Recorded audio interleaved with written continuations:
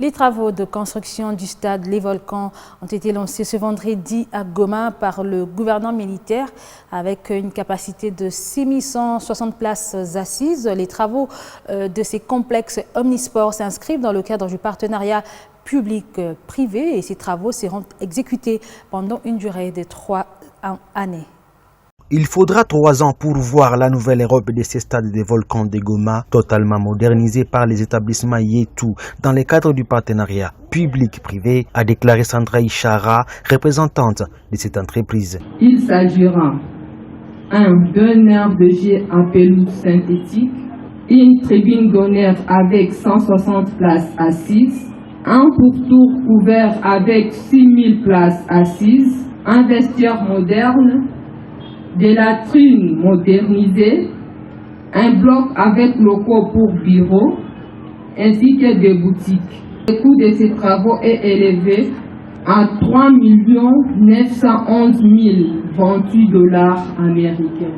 Et ils seront exécutés à 3 phases, et chaque phase prendra 12 mois.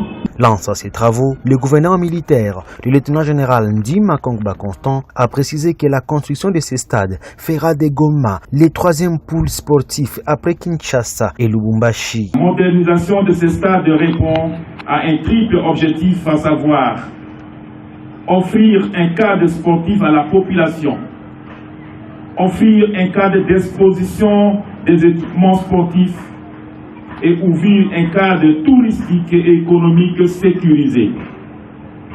En effet, le stade Les Volcans, qui est le plus ancien, historique et mythique de la ville de Goma, par sa modernisation, offrira à la population un cadre accueillant et moderne d'une part, et d'autre part un lieu d'attraction touristique. À la fin des travaux, ce stade qui sera construit selon les normes et standards internationaux permettra à la ville de Goma d'être éligible aux grandes compétitions nationales et internationales. Ce qui fera de Goma un 3e pôle sportif après Kinshasa et Lubumbashi. La population de Goma salue le démarrage des travaux de construction de ces stades qui étaient devenus les lieux de refuge de tous les malfaiteurs.